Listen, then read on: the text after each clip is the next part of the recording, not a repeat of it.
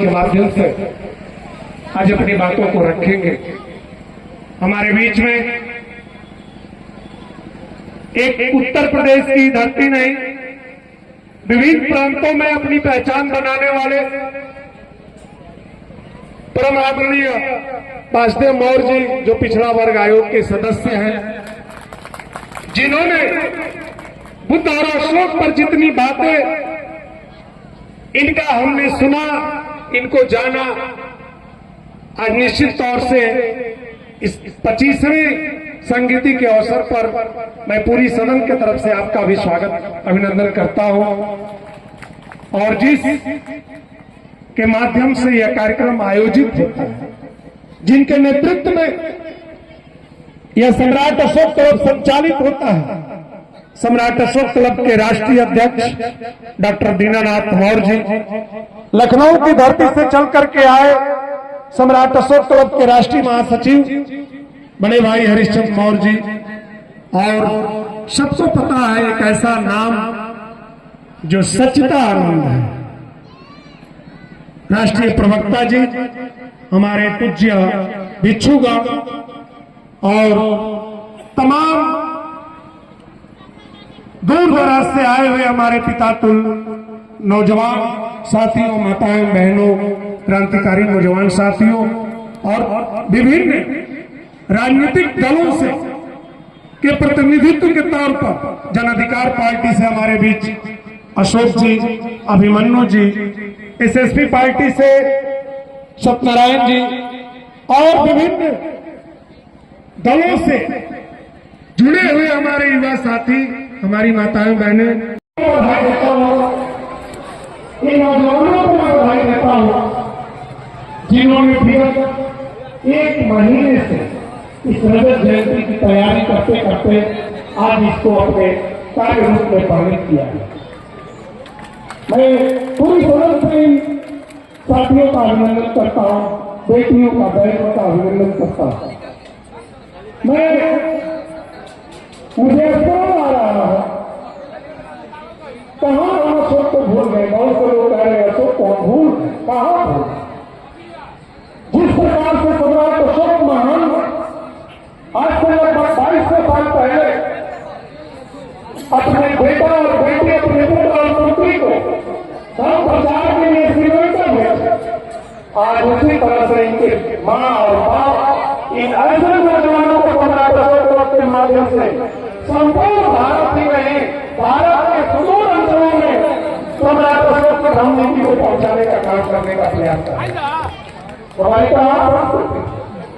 हमको वही है, हमें तो मूल समझने आता है कि जब भगवान बुद्ध ने कहा एक जगह में बोधि कथा के माध्यम से पता चलता है, एक जगह वो देशना देने गए तो वहां पता चला तो उनके साथ बड़ा दुर्व्यवहार हुआ।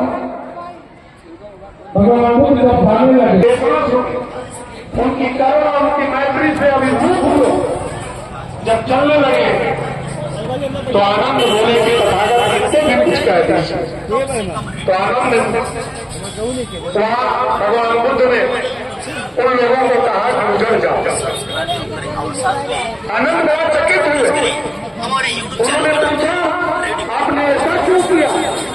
तो भगवान बुद्ध कहे उन लोगों की जो व्यवहार था, उन लोगों का जो कर्म था, अगर वो कहीं जाते तो उसी कर्म को परिलक्षित करते, और इन लोगों का जो कर्म था, जो संकर्म किए, अगर ये लोग जहां जाएंगे वहां अच्छे कार्य को करेंगे।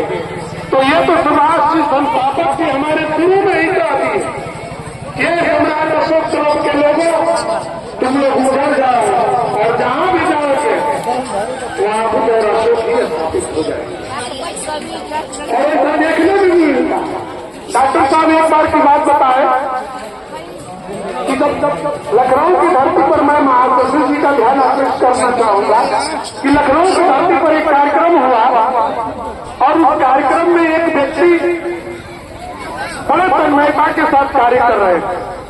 शरीर भी हमारे बड़े भाई रुद्रनारायण की तरह थी, चाल ढाल भी इन्हीं की तरह थी, हमने डॉक्टर साहब से पूछा कि डॉक्टर साहब ये लखनऊ में आपने जो टीम बनाई है लड़का बड़ा जागृत है, तो कहा कि डॉक्टर हमसे बोले कि डॉक्टर साहब दुर्भाग्य कहे कि सौभाग्य कहिए गाजीपुर का, ये गाजीपुर का है, उसका नाम आज भी है अजय मौर्य, कोटिया के रहने वाले हैं और वो सम्राट अशोक की लखनऊ की धरती पर की ऊंचाइयों को हरिश्चंद्र जी ने पहुंचाया है। निश्चित तौर पर अजय मौर्य का उसमें काफी योगदान रहा है। तो हम लोग विचार कि जहां भी जाए उसी पर परिलक्षित हो। आइए मैं 5 मिनट समय लूंगा, मैं ध्यान आकृष्ट करूंगा अपने मुख्य अतिथि और विशिष्ट अतिथि महोदय का।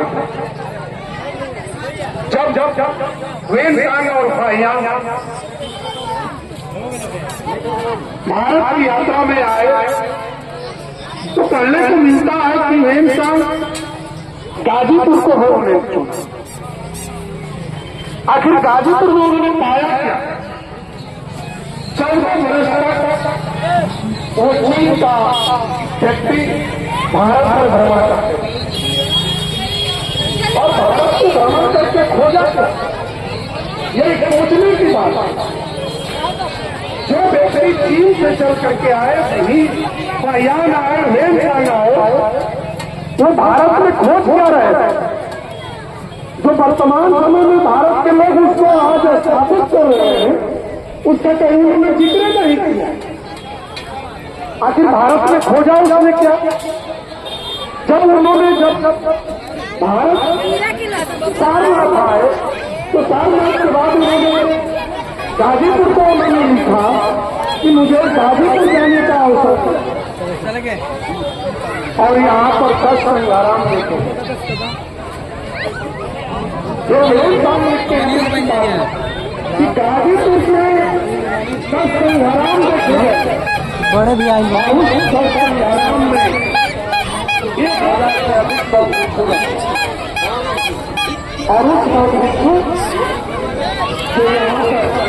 भगवान बुद्ध के ब्रह्म अशोक नीतियों के अनुसार भारत की परिकल्पना के अनुसार यहाँ लोगों को अपने कम देशना दिया जाते हैं। जब उसकी मैं मुख्य अतिथि महोदय को ध्यान करूं कि यहाँ से मात्र 20 किलोमीटर की दूरी पर एक बहुत बड़ा स्थान है। हमारे जो प्रमुख लोग हैं वो जानते होंगे, गंगा नदी यहाँ से मात्र 100 किलोमीटर की दक्षिणी दिशा में गंगा नदी बहती है और यहाँ से 20 किलोमीटर लगभग दूरी पर बहुत बड़ा स्थान है जहाँ पर वेनसांग लिखते हैं। ये बौद्धों का एक मठ, बौद्धों का यहाँ किला। और जब भगवान बुद्ध गाजीपुर में 7 दिन जब उन्होंने यहाँ देशना दिए थे तो उसमें जिक्र गौरपुर का दिया। हम उस इलाके से बिलोंग करते हैं, हम उस क्षेत्र से बिलोंग करते हैं जहाँ भगवान बुद्ध से लेकर के अशोक की पूरी एक एक कण में यहाँ बुद्धमय और अशोकमय भारत था। और आज भी जो लोग गौरपुर के आसपास से, जब गौरपुर के लोग आए होंगे, जो गाजीपुर में बुद्ध और अशोक को हमारे गाजीपुर के फाहियान और वहीदुर रहमान ने जो किताब लिखी उसमें उन्होंने स्पष्ट रूप से लिखा कि गाजीपुर में उसको मिनी राजधानी वेनसांग